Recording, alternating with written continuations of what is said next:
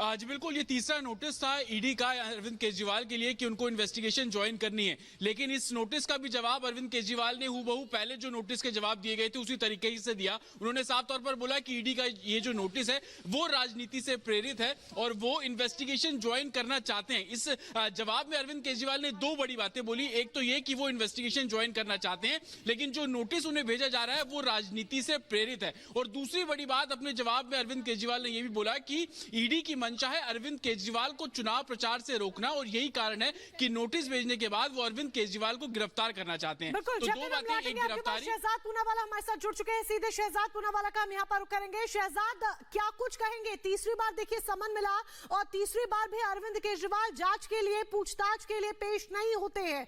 अगर जांच में आप कहते हैं हम सहयोग के लिए तैयार हैं, तो फिर पेश होने में आखिर क्यों दिक्कत?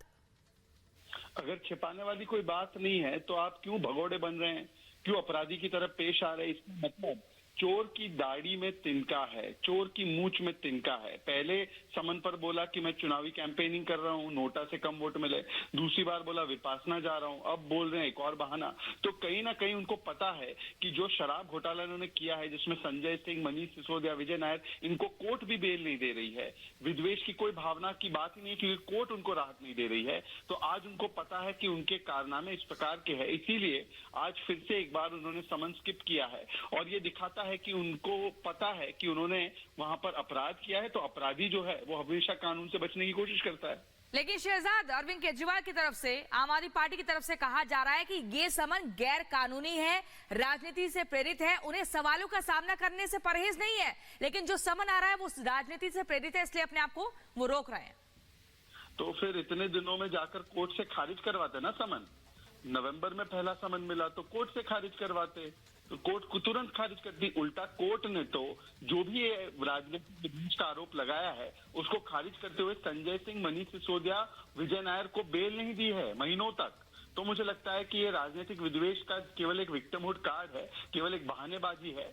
आज तो सवाल शराब घोटाले को लेकर पूछे जाने चाहिए कि क्यों आपने शराब घोटालेबाजों को हजारों करोड़ रुपए कमाए, और अब जवाब देने से कतराते ये वही लोग हैं जो। लेकिन जो टाइमिंग है शहजाद, टाइमिंग को लेकर भी आम आदमी पार्टी सवाल उठा रही है कि देखिए चुनाव नजदीक है और चुनावों से पहले बार बार समन भेजा जा रहा है। तो यानी कि ये एक तरीका है, हथकंडा है कि आप चुनावों में प्रचार करने से अरविंद केजरीवाल को रोकना चाहते हैं। ये आरोप लगाए जा रहे हैं आम आदमी पार्टी की तरफ से। दूसरा समन आया तब कौन से चुनाव थे? चुनाव तो संपन्न हो गए थे, तब वो विपासना निकल गए, तब कौन सा चुनाव था? तो 10 दिन विपासना के लिए गए तो समन पे पेश नहीं हो सकते थे। तो ये सब बहानेबाजी है, इनके बहानों में मत जाओ। ये वही लोग हैं जो कहते थे आईबी रिपोर्ट आई है, गुजरात चुनाव जीत रहे हैं। ये वही लोग हैं जो कहते थे सीबीआई में बीजेपी ज्वाइन कराने के लिए कह रही है। तो इनकी बातों का कोई अस्तित्व नहीं है। इनको